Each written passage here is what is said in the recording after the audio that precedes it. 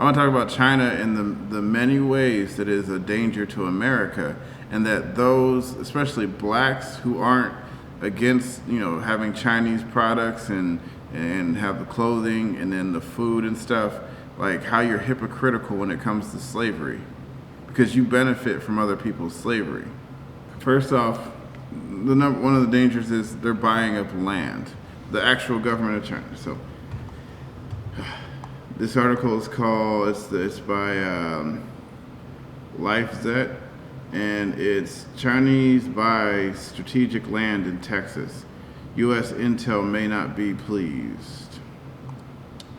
So, given its hold on many American Democrat politicians, Joe Biden among them, and its aggressive global stance, it is not surprising that testimony to the Senate Judiciary Committee in July 2019, FBI Director Christopher Wray emphasized there is no country that possesses a more severe counterintelligence threat right now than Texas, for what they say is an economic project.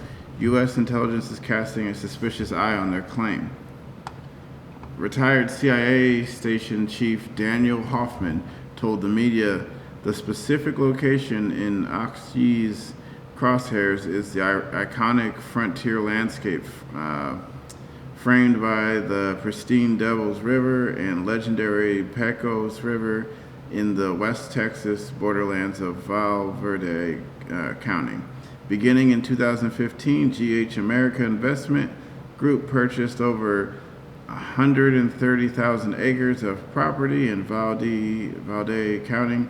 GH America is a wholly owned subsidiary of the Axiang based Guanghai Industry Investment Group.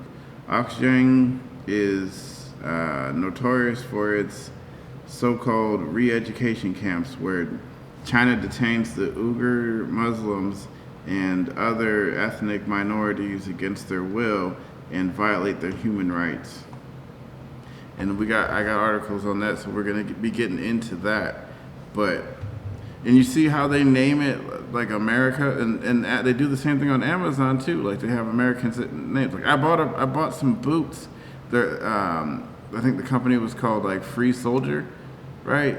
And it's veteran owned, right? So I thought, oh well, this must be a made in America. Like wrong. Like on the boots it says made in China.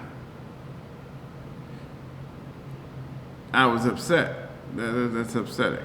So, all right. So he sees the potential for espionage against the U.S. from within our own country, says Hoffman. I will loudly ring alarm bells about the threats to our national security from GH America and its Chinese Communist Party overlords. Song Guanxin, the founder and director of Xinjiang Guanghai Industry Investment Group, served in the Chinese People's Liberation Army, and was the vice chairman of the Axiang Provincial Youth Federation, having long maintained a close relationship with China's Communist Party leadership. Sun is one of the 200 wealthiest businessmen in China. Sun reportedly overpaid for the land in Val Verde County, and the Blue Hills wind project appears to be his only renewable energy project in the U.S. So I'll link this one down there, and then let's see. And they're also a threat to our they're buying up our companies and stuff in the U.S. And so like a lot of our food and stuff is Chinese owned and stuff. Like some of the main brands that we're getting that you're thinking you're eating an American company. And it's not. It's owned by China. It's China benefiting from it. So like as they purchase up all these different areas, when they say they own like our food company or food processing companies, when they own when they own lots of our land that we need for like when they own some of the senators and representatives in the House, like this is now a threat to our country, to our nation, to our Constitution, to the people of America. They've betrayed us. The people who are supposed to be safeguarding us are no longer safeguarding us. And like, don't get me wrong, like I believe in the free market, but I don't believe in suicide. Having your enemy own companies, or especially a bunch of companies and a bunch of land in your country, is not a good thing. And China is our enemy. They spend a lot of money subverting our kids at college and in our schools. They are fighting the war on all fronts, and you are just waking up to this. The Marxists in our country are connected with our enemies, Russia and China, and the UN. The UN is one of our enemies, believe it or not. Lots of those countries in there are part of this subversion. They're hoping for the fall of America. That's why we need to leave the UN. And on Trump, with this I agree. Like the UN is I mean, we should have left the UN completely, and then had that money come back here. We need to stop giving so much money to other countries and start focusing on our own country, our own problems and stuff like that. Like we got to get like right now we are not a good country. Like our financially, it is going down the tubes. You're gonna start seeing the price on food go up. You're gonna start seeing the price on gas. All this, the policies, they're undermining our country.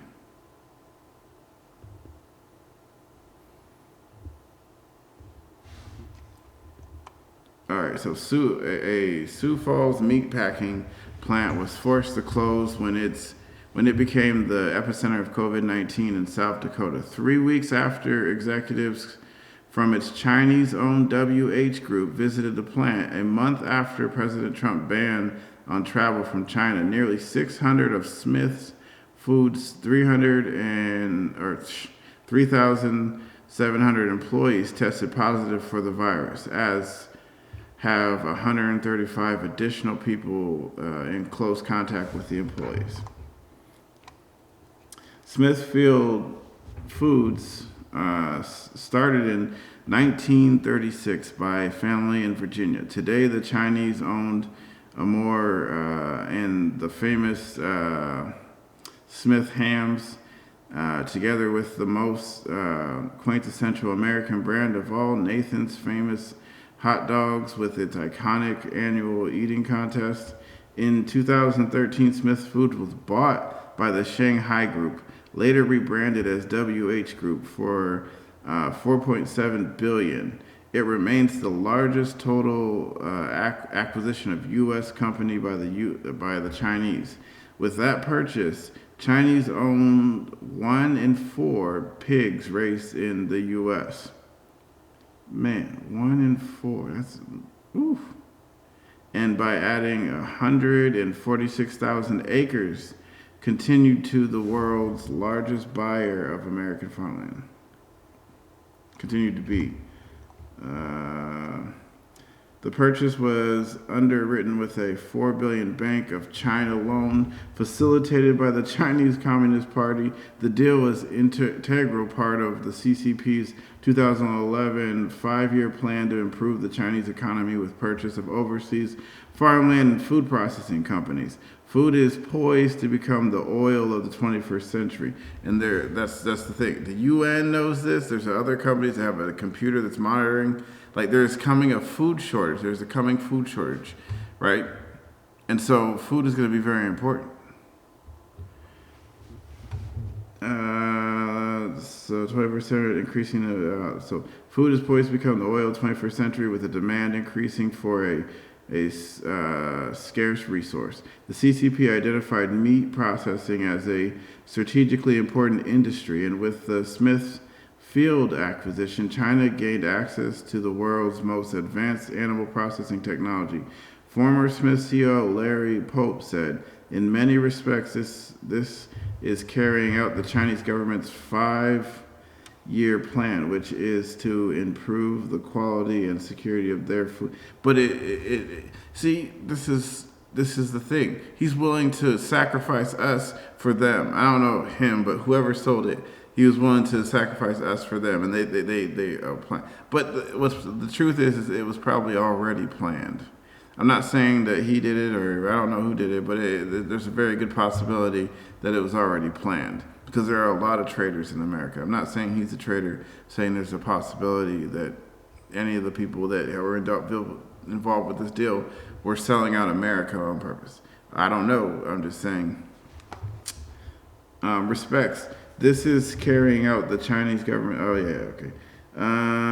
The Chinese consume half of the world's pork production. Pork supply is so important to them that just as the U.S. government maintains a strategic oil reserve, China stashes away vast amounts of frozen pork in case of shortages, outbreaks of swine disease, or war. Smithfield has retooled to give greater focus to the Chinese market, which hurts us. It means that there's no that lowers food production here and the what's available to us. Like they bought the company, so they should be able to take it, but they have to move the company back to. They have to take the stuff and go back to China. That's right, I said it. Go back to China. Yeah, they shouldn't be able to buy land here. They shouldn't be able to own companies here. So, yeah, because they're our enemy. It's not like it's an ally, it's an enemy. Just feel retooled down the road. Frozen pork continued. Well, I'm going to link this article. You can read it for yourself. Now let's move on to slavery, right? Which they take these Muslims and Christians and stuff like this, but right now they're really hammering the Muslims. And a guy was talking to me, he commented on here, he's telling me how they take the husbands to a camp and then they'll leave a Chinese person at their house to bang their wife, right? So that the next generation is Chinese. Like, that is evil. I don't care if they're Muslim, I don't care. That is evil. The Chinese government is evil. Like, American government is evil too. I'm not talking about like the Constitution or capitalism or that. I'm talking about like our actions. Some of the people in government are evil, and they're manipulating people. But I digress. A lot of Americans are slaves mentally, and they will continue to be slaves. And it is up to people who actually can think for themselves and can combat this and see the danger to save them. Because if we don't save them, they'll murder us. They are the Germans who stood by and cheered as the Jews were like kicked out. They are the Germans who looked the other way as the Jews were murdered. They're the Germans that looked the other way when the mentally handicapped people were being rounded up and put in trucks and murdered. Like, they are the Nazis that they're always talking about and all that stuff. Like, that's them. But they've been so conditioned that they can't see it, and then they they put that off on other people. But when in actuality, it's them. And this is a tactic of the left. And it's genius, but it's manipulation. So let's talk about, over 570,000 Uighurs forced to pick cotton in Xinjiang, report says. Beijing, hundreds of thousands of ethnic minority laborers in China northwest Xinjiang region are being forced to pick cotton by hand through a coercive state labor scheme, a report has said.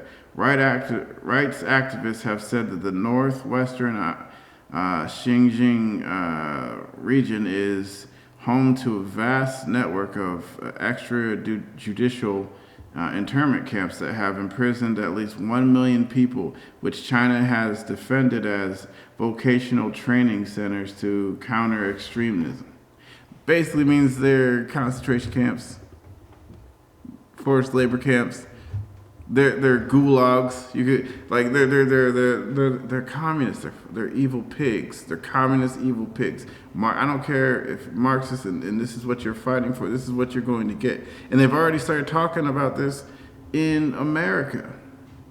Remember in my other video when I talked about the Harvard students who wanted to revoke diplomas. So a report by Washington-based think tank, the Center for Global Policy, published Monday, which referenced online government documents, said that in 2018, 3 majority Uyghur regions within Xinjiang was sent at least 570,000 people to pick cotton as part of state-run coercive labor transfer scheme. Researchers estimate that the total number involved in coerced Xinjiang cotton picking, which relies heavily on manual labor, exceeds that figure by several 100,000. Xinjiang is a global hub for the crop, producing over 20%, and a lot of that cotton is in your Nike products and your other stuff that you read. Any of those places that get their stuff manufactured in China. So when Colin Kaepernick is kneeling, he's talking about the oppressiveness of America and the bad stuff is done. Like he's actually, and then he's letting slaves pick cotton for his products in China, and put them together. It's funny. It is funny. I guess it's not him per se, but he's with a company that's doing it. Like he doesn't care because for him, it's probably most likely just for money. That's what all the left does. They virtue signal and they have these schemes of how they can become relevant and make money off of it. And they do. It's fucking genius. It is genius. So I'm gonna let you finish reading that, but we'll move on. Now, let's look at blacks, right? So if you're black and your Democratic senator, right, supports the trade deals and stuff with China, if they're getting any kind of money from China in any other way, like know this, like if you're woke, then you need to wake up to this. All right, black people in China banned from McDonald's and evicted from their homes over corona fears. Let's see. Notice we've been informed that from now on, black people are not allowed to enter the restaurant. Reads a sign outside McDonald's in Guangzhou. It is advertised that all black patrons notify the local police and seek medical isolation. McDonald's has since removed the sign, closed the store, and issued a statement saying the notice was not representative of China's inclusive values. Inclusive values. Anyways, but black people living in Guangzhou have told the Independent it is just one example of the racist abuse they have faced during the coronavirus crisis. Max, who is from Sierra Leone and has lived in southwest Port City for the last 5 years, says Chinese authorities forced him from his home and put him in quarantine, despite having tested negative for COVID-19. I waited outside for 14 hours in the rain, and eventually I had to go look for other temporary places to stay, he says. They told him he needed to go to the station to get an extension on his visa. But when he arrived, they refused to give him a stamp and said he wasn't allowed to go back to the apartment. The police asked me to pay for a hotel, but I had no money on me. Let's see. When Max tried to go back to his apartment later, he says he and 2 other friends were pushed to the ground by police and taken to a quarantine center. He told authorities that he has been tested for COVID 2 days ago and results came back negative. But the police said quarantine was standard procedure for Africans in the city. He was kept for a few days and had to undergo several tests. According to Max, dozens of his friends from African countries have all been forced into quarantine, yet none of them have left China since the start of the coronavirus outbreak. To be honest, I feel really uncomfortable in China and I want to go home, Max says. Some of my friends were kicked out of their apartments. They have nowhere to stay. They were just students and they have test results to prove that they are healthy. But instead, the Chinese just decided to treat us like animals because that's what they do. They themselves are fucking dogs and pigs. Fuck the Chinese. Sorry. Like other local residents, Luke says he has been stringently following protocols rolled out by the Chinese government since the coronavirus outbreak. Originally from Tongo, he has been studying Chinese for more than 3 years. He says doctors and police showed up at his apartment unannounced and asked him to test for COVID-19. Like, well, yeah, they showed up unannounced. It's fucking China. Pigs. They told me my result was negative and I thought I was safe. But 2 days later, they showed up at my apartment again, and this time they told me my roommates to undergo a 2-week quarantine, he says. He says some of his friends have been evicted and landlords have told them that they are no longer wanted to rent their houses to Africans. I feel rejected by the Chinese people and I am only here to study Chinese, Luke tells The Independent. When we see how people from Africa are being treated in Guangzhou, I don't have hope of staying here. I also don't feel like continuing my study here. It hurts me a lot. There's been growing concern in China over the threat of imported corona cases, which have been on the rising numbers of domestic cases. Basically, China blamed black people, and if you look at, there's other videos where they're like messing with people on the train, all that stuff. Like, they're pretty racist.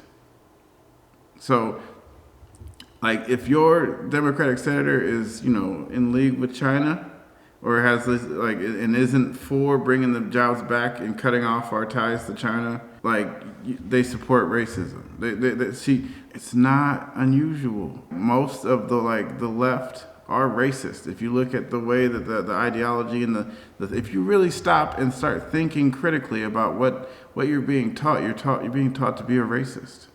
And then if you look at the white liberal leftists, notice how they always promise you free stuff or they get you angry about stuff. But then they're like Nancy Pelosi's area, how it's terrible and there's lots of homeless. Like, nothing changes. And see, and you talk about the conservatives because we're not for like the whole welfare thing, like to the extent that you guys have it. And I say you guys, it's white people, it's everyone. Everyone has the welfare. There's more white people on welfare than like blacks. And yeah, okay, I'll grant you that. But I'm saying for blacks specifically, like, you gotta get off the welfare system. You gotta get off government assistance. How you do that? By keeping your families together. So not creating kids outside of wedlock. So getting married, stay together. Like, be more careful who you choose to be with, right? Like, the reason conservative, because we know that with this country, what you don't get, because a lot of you are trained to be foreigners in this country. And it used to be that, see, and it's funny because the white liberals were the racists, right? They were the ones the white racists, and they got all the white people riled up and that stuff. And now they just switched the boat. They just switched, like, oh, well, it's easier to control black people instead of trying to control white people, right? And now they control you. It's the same people, same ideology behind it. I mean, not necessarily, the same, the basic principle, because if they were progressives, and they'll tell you the progressives were the ones fighting, like, that's not true. That's not true. And we'll do some books and some videos on that too. But, yeah, if you want to change, you got to start taking responsibility for yourselves, keeping the family together, cleaning up your neighborhoods. You got to start snitching on people who shoot on people or who murder other people, and you got to get the murderers out of your communities. And then you can have peace. That way your little girl can play outside and not have to worry about a stray bullet going through her head or something like that. I'm gonna link a lot of these articles to the video. Shalom, and come back. Support me, support me, support me. Like I'll set up a way. Just let me know you support me by likes and subscribe, and then eventually we'll work on some way to support me money wise.